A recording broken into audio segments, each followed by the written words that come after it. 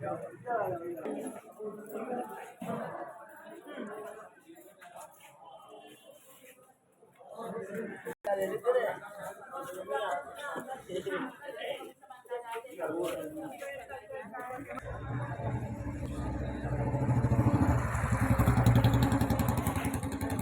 सकते हो। मात्र 350 रुपये में तो बस लगाई जाती है आगरा मथुरा, मतलब हर जगह बस लगाई जाती है, जिसमें कि आपको नाश्ता खाना पीना चाय नाश्ता सब कुछ यहाँ मिलने वाला है। तो बहुत बढ़िया अच्छी तरह से दर्शन कर सकते हो आप, और काफी लोग आते हैं। आप भी एक बार यहाँ पे आए इसी हमारा हमारे गुरुजी ले और खाना पीना। नमस्कार, आज मैं बताना चाहता हूँ आपको, अभी हरिद्वार से शंकर भगवान के ससुराल से होते हुए अब यहाँ पर हम मंदिर में आ चुके हैं, और जन कदम दिलसाद कॉलोनी से सभी लोग आए हुए हैं, देख सकते हो आप। पंडित जी से बात करते हैं, मिलते हैं। नमस्कार जी, बताना चाहोगे? बोले सुखदेव जी भगवान के बड़ के नीचे तो वट विश्वास आचरण धर्मा। सभी तीर्थों का राजा कौन है? तीर्थराज प्रयाग। उसी प्रकार सभी वृक्षों का राजा कौन है? वट वृक्ष। वट वृक्ष। वहां पे एक गांव पड़ता है डेहरा।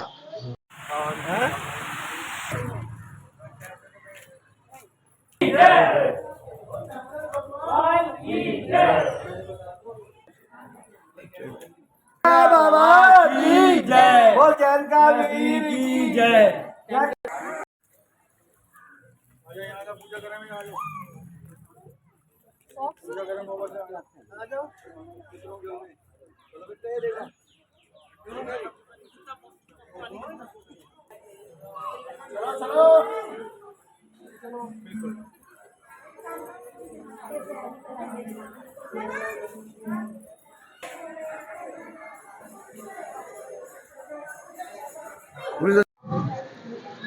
नमस्कार, आज हम हरिद्वार गए थे। पहले हरिद्वार से कुछ लोगों से हमने यहाँ के बारे में पूछा, तो किस तरह आप यहाँ पर जात करते हैं और दर्शन करते हैं। काफी जगह के मंदिर बहुत सारे हैं, हर जगह के मंदिर हैं, और हर जगह हर महीने बस लगाई जाती है। यहाँ के लोगों ने बताया काफी लोग। और आइए बात करते हैं। नमस्ते आंटी जी, यहाँ के बारे में बताओगे एक बार आप कि यहाँ पे कैसे आए और किस सबसे पहले कहाँ गए थे आप, और आपका नाम बताओ पहले।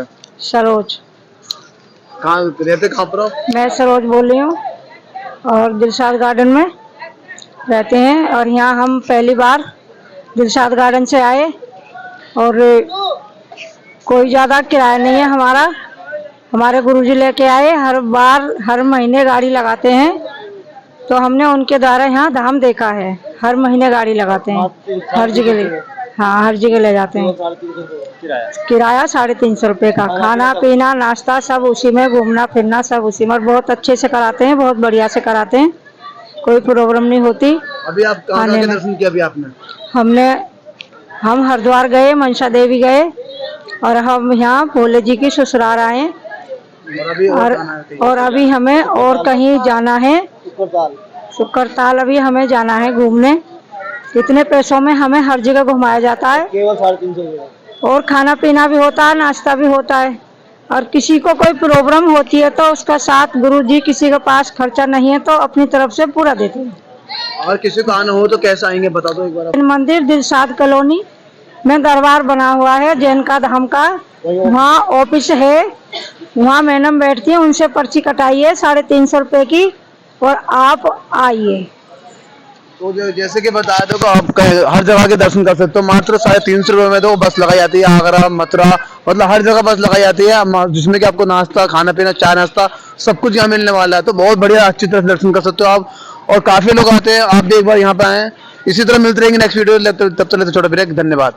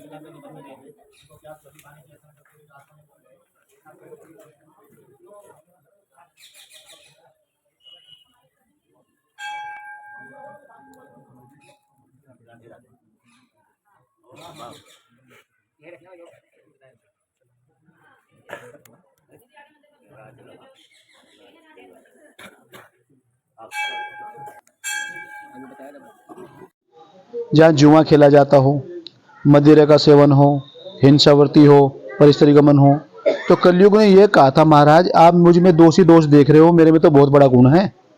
तो परीक्षित ने कहा तुम्हारे अंदर गुण कौन सा है? कि महाराज देखो, और युगों में हजारों साल तपस्या करनी पड़ती थी जब फल की प्राप्ति होती थी, और मेरे समय में तो कलयुग केवल नाम आधारा सुमिर सुमिर नर उतरे पारा, बहुत कम समय प्राप्त कर लेता है। तो परीक्षित बड़े प्रसन्न हुए इस गुण उनकी बात सुन के। मैंने कहा मांग क्या इच्छा है तेरी? सोना चांदी हीरे मोती क्या चाहिए तुझे? महाराज जो भी आप दे दो। कहने ठीक है, जाओ तुम उस धातु में रह सकते हो जो अनिति से कमाए हुआ है, चाहे वो सोना चांदी हीरे मोती कुछ भी हो। तो ने कहा ठीक है। तो बताते हैं जब ये राजसू यज्ञ कर रहे थे पांडव, उस यज्ञ का एक नियम था कि सभी दिशाओं के राजाओं को अपने अनुकूल करना था। क्यों? क्योंकि पांडवों की तरफ कौन थे? कृष्ण भगवान। और कृष्ण भगवान की जो मामी थी, मामिया, वो किस जरासंध की पुत्रिया थी, कंस की पत्नी, और उनके द्वारा उनका वधुआ था कंस का भगवान के द्वारा। तो जरासंध वैध रखता था, उनसे विरोध करता था। तो भीम के द्वारा जरासंध का वधुआ और निशानी के तौर पे उसका मुकुट उठा लाए और ला के राजकोष में रख दिया। आपने, आपके पिताजी ने कैसे कमाई करी वो तो आपको जानकारी है, लेकिन आपके दादाओं ने कैसे कमाई करी होगी उसके बारे में क्या पता। तो परीक्षित ने कहा, सोचा हमारे पूर्वजों पे तो भगवान की बड़ी कृपा रही, पग पग पे सहायता करी है, संग किया उन्होंने, तो हमारे यहाँ तो कुछ गलत हो ही नहीं सकता, ऐसा मन में विश्वास किया। तो जब वो राजकोष में उन्होंने वो मुकुट देखा, उनको अच्छा लगा, तो उन्होंने कहा पूर्वजों की संपत्ति है तो हमारी है, तो उठा के पहन लिया। अब जब कोई नई चीज पहनता है तो दर्पण जरूर देखता है, और जैसे राजा ने मुकुट पहना और दर्पण देखा तो एक इच्छा जागृत होगी शिकार खेलने की, और शिकार खेलने जंगल में चले गए। तो उनको वहां प्यास लगी, तो एक ऋषि का आश्रम था पास में, समीक ऋषि को वहां पहुंचे। ऋषि भजन में बैठे हुए थे, बार बार याचना करते रहे, जल उनको मिला नहीं। तो कलयुग की बुद्धि जागृत हुई, तुम राजा हो, तुम्हारा सम्मान नहीं कर रहा है, महाराज तो पाखंड कर रहा है, इनको दंड दो। क्या दंड दो? इधर उधर देखा तो एक मरा हुआ सर्प दिखाई पड़ा, तीर की नोक से उठा के ऋषि के गले में डाल दिया। ऋषि महाराज जब भी नहीं उठे, राजा क्रोधवंश अपने हस्तिनापुर आ गए। उन ऋषि के एक पुत्र थे श्रृंगी ऋषि, वो पास में स्नान करने गए थे नदी सरोवर पे। उनको पता चला कोई राजा आया और बाबा के गले में सर्प डाल गया। उनको बड़ा क्रोध आया, अरे संत महात्मा के गले में राजाओं के फूलों की माला की जगह सर्प डाल रहा है, तो ये प्रजा के साथ क्या करेगा। तो ये सोचता हमें कोई रोकने वाला नहीं, अभी दंड देते हैं। नदी का जल लिया और श्राप दे दिया, सर्प डाला तो सर्प के काटने से मृत्यु हो जाएगी 7 दिन के अंदर। श्राप दे करके बाबा के पास आए, रोने लगे, उनकी समाधि खुली। ये मजाक किसने किया हमारे साथ? मालूम नहीं बाबा, जिसने किया हमने उसको दंड दे दिया। क्या? श्राप दे दिया। जानते कौन था? नहीं, ऐसे श्राप दे दिया। तो राजा ने ध्यान, उन्होंने महाराज ने जो ध्यान लगा के देखा ऋषि ने, अरे वे तो राजा थे, परीक्षित थे, प्यासे थे हमारे। अब आप सोचो, आप थके हारे बाजार से अपने घर जाओ, ठंडा पानी मिले, हवा मिले तो मन को सुकून मिलता है नहीं? और जैसे मुकुट उतारा तो सात्विक बुद्धि जागृत होगी, ये मैं क्या करके आया हूँ, मेरे पूर्वज कितना सम्मान करते थे, मैं सर्प डाल के आया हूँ, तो लोग क्या कहेंगे। सवेरे जाऊंगा, क्षमा मांगूंगा। तो द्वारपालों ने बताया ऋषि महाराज आए हैं, उनका स्वागत किया, जो भी दंड देना चाहते तैयार है, कि दंड तो निर्धारित हो चुका है, आपके जीवन के 7 दिवस है, एकांत जगह पे जाकर व्यतीत करो। तो राजा परीक्षित हस्तिनापुरी गद्दी अपने बड़े पुत्र जन्मेजय को देके इस पावन स्थल पे आए। ये जो स्थल था संत महात्माओं का भजन का केंद्र था, जैसे नैमिषारण भजन का केंद्र है संत महात्माओं का, इस क्षेत्र का ये था। वो कैसे था? आपने कथा पढ़ी होगी, सुनी होगी। कभी हस्तिनापुर के राजा हुए थे दुष्यंत। तो दुष्यंत राजा शिकार खेलते खेलते कर्णव ऋषि के आश्रम में गए। शकुंतला से भेंट हुई, गंधर्व विधि से विवाह हुआ, निशानी के तौर पर राशि चिन्ह अंगूठी दिया। उसी समय दुर्वासा ऋषि वहां पे आए, उनका स्वागत नहीं हुआ। दुर्वासा ने शकुंतला को श्राप दे दिया, जिस राजकुमार के इसमें हमें भूल रही, एक दिन यही भूल जाएगा। तो पहले रास्ते जो हुआ करते थे वो नदियों के किनारे हुआ करते थे। तो जब हस्तिनापुर जा रही थी शकुंतला तो उसकी अंगूठी गिर गई है। तो महाकवि कालिदास ने अभिज्ञान शकुंतला में शाखावतार वर्णन किया। तो राजा परीक्षित यहाँ पे आए तो कुछ त्रिकालदर्शी संत महात्मा जिनको मालूम था क्या लीला होने वाली भगवान की, वो यहाँ प्रकट हो रहे, विराजमान मिले। तो राजा ने कहा मेरे पूर्वजों पर भगवान की बड़ी कृपा रही और मेरे से अपराध हुआ संत महात्मा का, मैं प्रेत नहीं बनना चाहता, कुछ तो उपाय करो। तो वे जानते थे जिसने करे मेरे रक्षा करे उन्हीं का ध्यान करो। भगवान का ध्यान किया, भगवान नारायणी सुखदेव मुनि के रूप में संत रूप में प्रकट हो गए। तो सुखदेव जी को देख के सब सोचने लगे, प्रणाम करने लगे। राजा सोचते तो 16 साल का बालक है, ये तो दादा की उम्र के बैठे, ये सब प्रणाम कर रहे कि राजन हमारे समाज में आयु के बड़ा को बड़ा नहीं मानते, हमारे समाज में ज्ञान के आगे है। तो सुखदेव जी का ध्यान पूजन किया और भगवान से प्रार्थना करी उनसे कि कुछ तो करो। उन्होंने कहा परीक्षित तुम्हें मालूम है कि तुम 7 दिन से पहले नहीं जाओगे, नहीं तो किसी को एक क्षण का भरोसा नहीं है। और उनको ऐसी ऐसी कथाएं सुनाई, भगवान की ऐसी ऐसी लीलाएं सुनाई। उनको ये मालूम नहीं चला कि कैसे कैसे समय पास होता चला गया।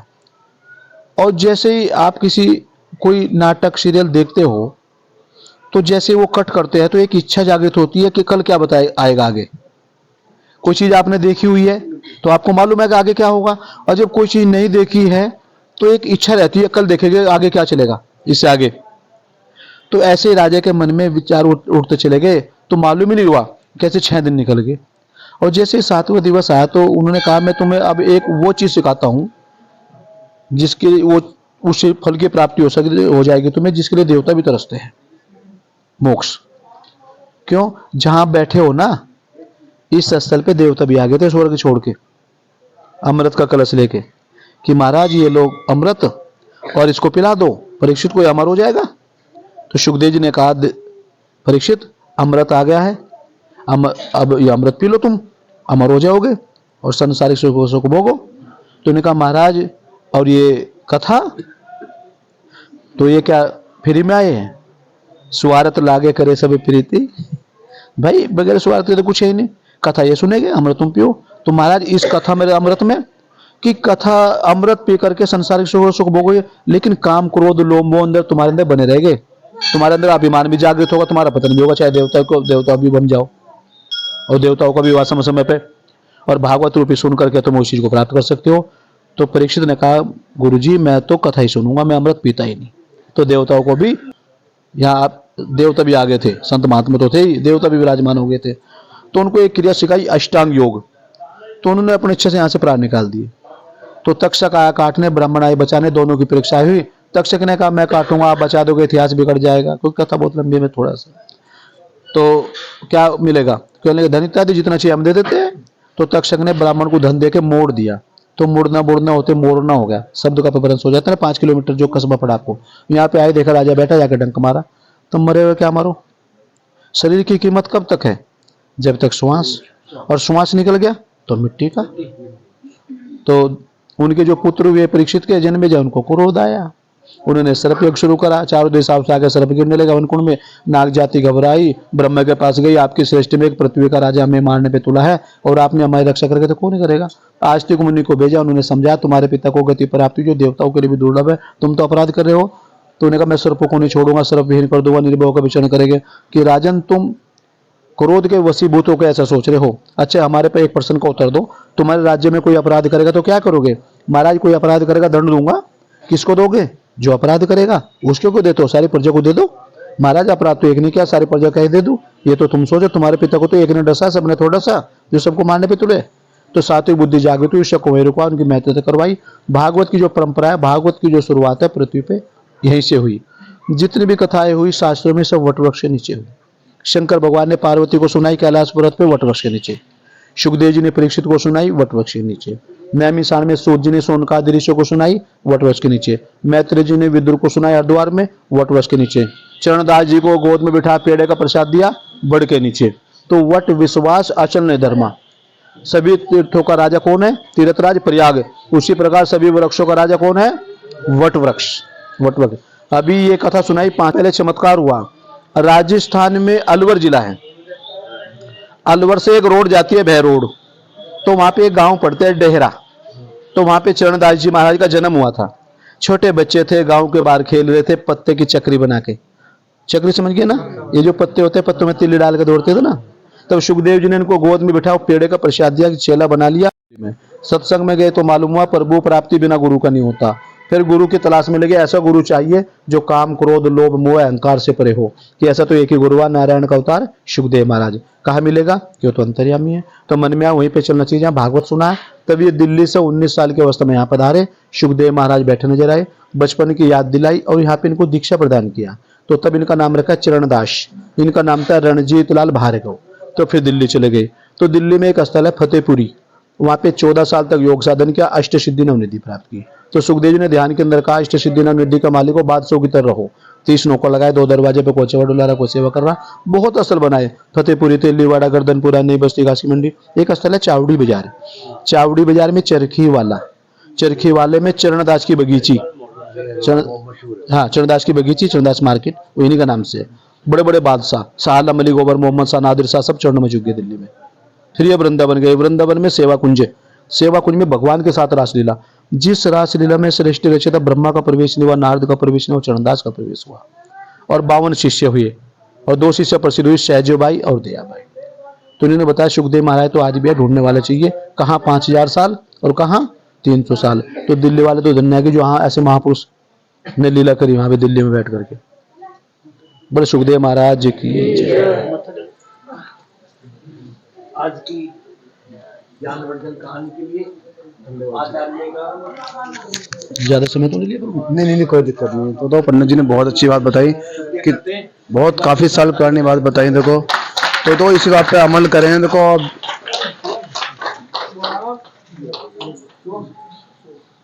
तो देखो जैन का धाम दिलसाद कॉलोनी से आए हुए सभी लोग और हमारे यहाँ पंडित जी हैं, उन्होंने काफ़ी अच्छी अच्छी बात बताई, काफ़ी पुरानी बात बताई, भगवत गीता के बारे में बताया। और देखो हजारों साल पुरानी बातें हैं। अभी आपको मैं आगे बताता हूँ कि देखिए अभी मैंने आपको बताया सबसे पहले हरिद्वार गए, हरिद्वार से फिर शंकर भगवान की ससुराल गए, ससुराल सब सीधा यहाँ पर आए हुए हैं। तो काफ़ी बड़ा मंदिर आप देख सकते हो। बोल सुखदेव महाराज की जय, बोल चरणदास महाराज की जय। एक बार जयकारे लगाओ सही से, जयकारे लगाओ। प्रेम भाई जयकारे लगा दो एक बार आवाज।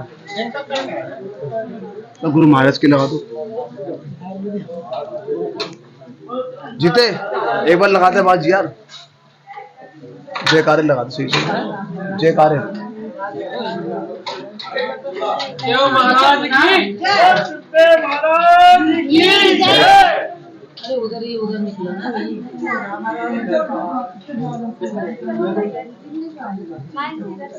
काले वाले होते हैं नजर के बच्चे, गाड़ी वाले सब परिवार। ये बच्चे के हाँ जी, काले पूजा करते हैं भगवान की लगाने। बोल सुखदेव महाराज की जय। ये होता है नजर के बच्चे, गाड़ी मकान दुकानें सब परिवार। नमस्कार, आज मैं बताना चाहता हूँ आपको अभी हरिद्वार से शंकर भगवान के ससुराल से होते हुए अब यहाँ पर हम मंदिर में आ चुके हैं और जैन का धाम दिलसाद कॉलोनी से सभी लोग आए हुए हैं, देख सकते हो आप। आइए पंडित जी से बात करते हैं, मिलते हैं। नमस्कार जी, बताना चाहोगे? बोले सुखदेव जी भगवान की, राजर्षि परीक्षित जी महाराज की, सुख तीर्थ धाम की। आप लोग जिस भूमि में बैठे हुए हो उसका इतिहास आज से लगभग 5500 साल पहले का है। जब 5 पांडव स्वर्गारोहण के लिए चले गए थे तो उनके वंशज में राजर्षि परीक्षित हुए। राजा परीक्षित के मन में एक दिन विचार आया, मेरे पूर्वजों ने मेरे लिए क्या छोड़ के गए हैं। सबके मन में आता है जो दादा परदादा ने छोड़ा धन संपत्ति। तो देखा तो एक उनके भंडार में एक सुंदर सा मुकुट उनको दिखाई दिया। वो सोने का मुकुट था। राजा परीक्षित ने पहले ही कली को 4 स्थान दिया था, जो अनिति से कमाया मुकुट धारण किया। उनकी बुद्धि जो है भ्रमित हो गई, शिकार करने की इच्छा जताई। शिकार करते करते देर हुई, रास्ता भटक गए तो देखते तो एक ऋषि का आश्रम उनको दिखाई दिया।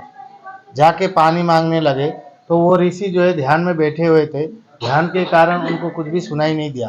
राजा परीक्षित के मन में अभिमान हो गया मैं भारत का इतना बड़ा चक्रवर्ती सम्राट आया हूँ, ये ऋषि जो है ढोंग करके बैठा हुआ है, मैं इतना प्यासा हूँ, पानी तक नहीं पूछ रहे। तो उन्होंने इधर उधर देखा तो एक सर्प उनको दिखाई दिया, धनुष से उठा करके उनके गले में डाल दिए। वो लोमस ऋषि थे। जब उनके पुत्र श्रृंगी ऋषि को पता चला कि ऐसा ऐसा राजा आता, हमारे पिताजी को अपमान करके चला गया, वो इतना क्रोधित हो गए, क्रोध के कारण हाथ में जल लिया, तुरंत श्राप दे दिया। जिस राजा ने भी ऐसा कुकर्म किया हो उसको आज के 7 दिन में तक्षक सर्प से डसने से मृत्यु हो जाए। अपने आश्रम में आए, रोने लगे तो उनका समाधि खुल गया। पूछा कि क्या हुआ, सारा बता दिया। ऐसा ऐसा राजा आया था, आपको अपमान करके चला गया, फिर मैंने उसको श्राप दे दिया। क्या आप जानते हो जिसको आपने श्राप दिया? नहीं। तो ध्यान दृष्टि से देखते हैं तो वो तो चक्रवर्ती सम्राट राजर्षि परीक्षित थे। वो तो बड़े धर्मात्मा राजा थे, कली के कारण ऐसा हुआ है। अब जो होना था वो तो हो ही गया। एक ऋषि कुमार का श्राप लगा हुआ है, फिर उन्होंने 1 दिन में मृत्यु होने वाली, कुछ उपाय कर लो। जैसे राजा परीक्षित को पता चला, सब कुछ त्याग करके राजा परीक्षित हस्तिनापुर से यहाँ आए। जैसे राजा परीक्षित आ गए, सभी ऋषि मुनि को पता चला चक्रवर्ती सम्राट राजर्षि परीक्षित को जो है श्राप लगा हुआ है, मुक्ति के लिए गंगा किनारे निकल पड़े हैं। सभी दर्शन देने आते थे। राजा परीक्षित के मन में एक ही प्रश्न था, जिसकी मृत्यु निकट उसको क्या करना चाहिए। कोई सटीक उत्तर दे नहीं पा रहा था। कोई बोलता था गीता का पाठ कराओ, गायत्री का जप कराओ, लेकिन भागवत में ऐसा वर्णन आता है, तत्रा भगवत भगवान व्यासपुत्रो, मानो भगवान स्वयं व्यासपुत्र सुखदेव जी के रूप में इसी वट वृक्ष के नीचे प्रकट हो गए। जैसे प्रकट हो गए, उनका अवस्था था 16 वर्ष किशोर मूर्ति श्याम वरण दिगंबरम घुंघरुवालय केश जलके सुखमुनि चरण प्रणाम्यम। 16 वर्ष का अवस्था, शरीर में कोई वस्त्र नहीं, कौपीन मात्र पहने हुए। ऐसे बालक को आते हुए देखकर सभी ऋषि मुनि उठ के उनको स्वागत करने लगे। राजा परीक्षित ने भी स्वागत किया। उनके पास कुछ भी नहीं था, सब कुछ त्याग करके आए थे। जो गंगा का किनारे का मिट्टी होता है, उसी रेता, उसी का आसन बना करके इसी वटवृक्ष के नीचे सुखदेव जी महाराज को आसन दिया। और राजा परीक्षित ने प्रश्न पूछा, जिसकी मृत्यु निकट उसको क्या करना चाहिए। उसी प्रश्न के आधार पर 7 दिन तक निरंतर कथा चली। फिर साथ उनको मोक्ष प्राप्त हुआ। इसलिए इस भूमि का नाम है सुखतीर्थ। यानी सुखदेव जी ने कथा सुना के राजा परीक्षित को इस भवसार से तार देते, तब सुखतार है, उसी का अपभ्रंश होकर के शुक्रताल बोलते हैं। तब से लेकर अब तक यहाँ निरंतर कथाएं चलती रहती है। वही झांकी दर्शाया गया है। आप लोग देखते होंगे कि कहीं भी ठाकुर जी के साथ राधा जी विराजती है, लेकिन हमारे यहाँ ऐसा नहीं है। इसका भाव ये है कि आत्मा नाम गुरु नाम नामाति कृपणस्य का नाम कभी लेना नहीं चाहिए, ऐसा शास्त्र में उल्लेख है। लेकिन अब जो राधा जी थी वो सुखदेव जी की गुरु थी। जब सुखदेव जी महाराज एक बार राधा शब्द का उच्चारण करते थे, 6-6 महीना तक का समाधि लगता था। अब राजा परीक्षित को 7 दिन में उनको मोक्ष करवाना था, इसलिए उन्होंने कहीं राधा शब्द नहीं लिया। आप लोग भागवत सुनते होंगे, कहीं राधा शब्द आपको प्रत्यक्ष रूप में नहीं मिलेगा। लेकिन राधा के बिना तो ठाकुर जी विराजते ही नहीं है। तो भागवत में श्री भगवानुवाच, श्री के साथ भगवान, वहाँ राधा जी विराजते हैं। इसलिए यहाँ भी राधा जी नहीं है, ठाकुर जी अकेले हैं, लेकिन उनके साथ हमेशा राधा जी विराजती हैं। वही झांकी दर्शाया गया है। इधर 3 ऋषि है। उस समय तो 88,000 ऋषि मुनि इसी भूमि पे बैठे थे जहाँ पर आप लोग बैठे हुए हो। इधर जो 3 ऋषि बैठे हुए हैं, विश्वामित्र वशिष्ठ वेदव्यासी। विश्वामित्र वशिष्ठ राम और दशरथ के कुलगुरु, वेदव्यासी सुखदेव जी के पिताजी, जिन्होंने 18 पुराणों की रचना की थी। उधर लोमस ऋषि, उन्हीं के गले में राजा परीक्षित ने सर्प डाला था। इधर श्रृंगी ऋषि, इन्होंने राजा परीक्षित को श्राप दिया था। इधर सुखदेव जी कथा सुना रहे, उधर हाथ जोड़ के राजर्षि परीक्षित बैठे हुए हैं। वही झांकी दर्शाया गया है। तब से लेकर अब तक यहाँ निरंतर कथाएं चलती रहती है। ये पूरे भारतवर्ष से लोग आते हैं, 7 दिन तक यहीं रुकते हैं, भागवत कराते हैं और 8वें दिन में चले जाते हैं। ये जो जितने भी हॉल वगैरह बने हुए हैं, सब एक साथ यहाँ 7-8 8-8 कथाएं चलती है। अभी भी 2-3 कथाएं चल रही है। तो सभी लोग कथा के लिए आते हैं पूरे भारतवर्ष से। बोले सुखदेव जी महाराज की, राजर्षि परीक्षित जी महाराज की, सुख तीर्थ धाम की। सभी लोग प्रसाद ले लीजिए। कहाँ से? धन्यवाद जी। दिल्ली से। तो काफी अच्छी बात बताई पंडित जी ने, बहुत अच्छी कथा बताई।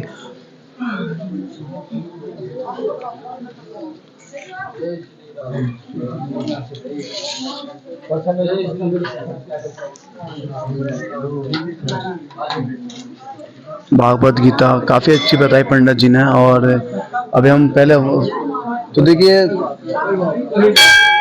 सभी ने खूब अच्छे दर्शन करें और सबसे पहले हरिद्वार के दर्शन कराए, उसके बाद शंकर भगवान जी की ससुराल, उसके बाद फिर हम यहाँ पर आए।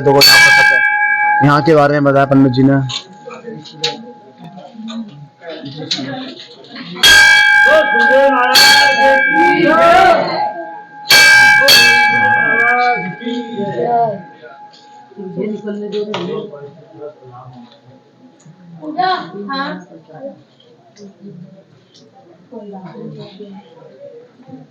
चलो फिर चलते हैं हम। ये जो बड़गा पेड़ है जिसके नीचे सुखदेव जी ने राजा पे पहली बार भागवत कथा सुनी है, इसकी आयु 5,500 साल से अधिक की और इसकी खास बात है कि में धाड़ी जटाएं नहीं आती।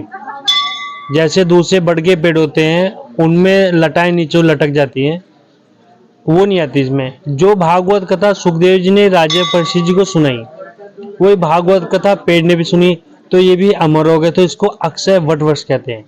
आप कभी भी आओगे, किसी भी मौसम में आओगे, आपको ऐसा हरा भरा ही मिलेगा। जैसे भगवान सुखदेव जी 16 साल के हैं, वैसे ही बड़का पेड़ भी 16 साल का ही जवान सुखदेव जी का स्वरूप माना गया। और इसके नीचे बैठ के भगवान का ध्यान करोगे, जप करोगे, तो आपको वैसे ही शांति मिलेगी।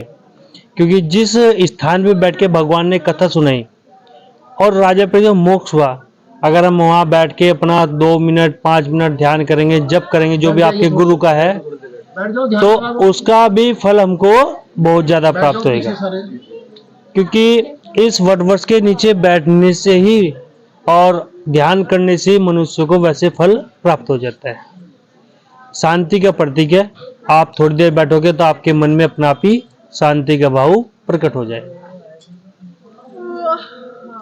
ये मुख्य गद्दी है भगवान सुखदेव जी की, जहां पर बैठ के सुखदेव जी ने राजा पे भागवत कथा सुनाई। पहले समय में चरण चिन्ह होते थे, भगवान की मूर्तियां नहीं होती थी, तो इसमें चरण चिन्ह पहले से इसमें विद्यमान है। भगवान सुखदेव जी के छोटे से चरण चिन्ह और इधर राजा परीक्षित जी के, और ये बड़का पेड़ साक्षी है। जब भगवान ने कथा सुनाई तो उस समय कलयुग के 30 साल निकल चुके थे, और अभी समय जो हुआ कलयुग को 5130 साल हुए, और 30 साल और लगा लीजिए तो 5160 साल कलयुग को हो चुके जब से कलयुग का आरंभ हुआ है। और पहली भागवत यहाँ पर हुई है 30 साल के बाद में। दूसरी भागवत यहाँ से 200 साल के बाद में हरिद्वार में हुई है, जो सनक सनंदन सनत कुमार ने नारद जी को सुनाई। और तीसरी भागवत हरिद्वार से 30 साल के बाद में नैमिषारण्य में हुई, जो सूत जी ने 16 आदि 78 जगह सुनाई। तो भागवत का शुभारंभ यही से हुआ, इसलिए इस भूमि का नाम सुखतार पड़ गया। बोलो सुखदेव जी महाराज की जय। तो पंडित जी ने देखो पेड़ के बारे में आपको सब बताया, और चलो आगे चलते हैं, थोड़ा लेते हैं थोड़ा सा। तो देखिए अब आरती का टाइम शुरू हो चुका है। अब सभी लोग आरती करेंगे।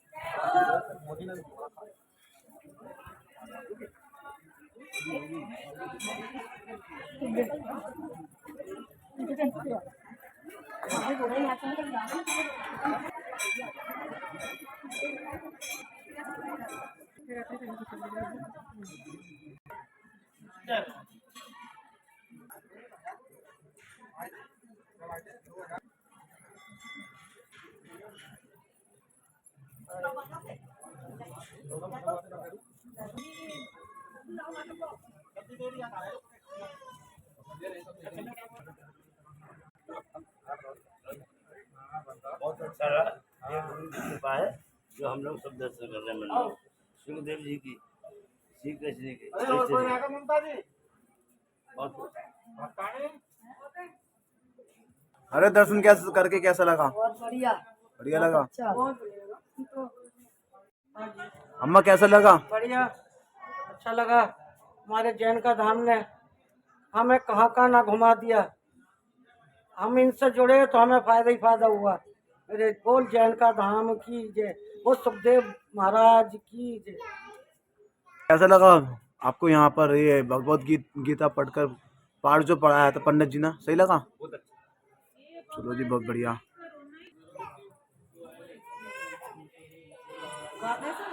कैसा लगा आपको भगवत गीता जो पाठ पढ़ाया था, कैसा लगा आपको पंडित जी ने? अच्छा लगा।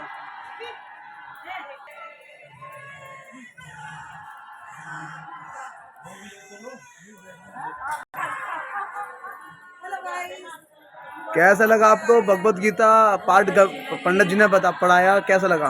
बहुत ही अच्छा लगा। बताइए क्या नाम, बहुत ही अच्छी बातें बताई है राजा परीक्षित के बारे में और शुक्लाचार्य के बारे में। बहुत बढ़िया जी। और ये पेड़ भी काफी अच्छा है, देखिए कितना पुराना पेड़ है और अब भी ऐसा लग रहा है जैसे कि अभी खड़ा हुआ है। देखो बहुत अच्छा पेड़ है। तो सब लोग आ चुके हैं अब? कोई है तो नहीं ऊपर? तो प्रेम को मारो गोली तुम, चलो बस। चप्पलों को देख के मैं वापस आई थी, मैं चप्पल देखिए कितना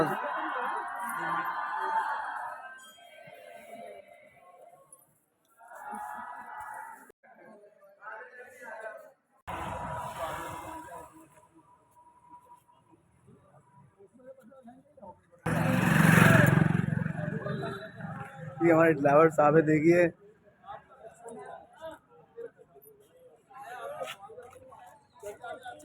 चलो।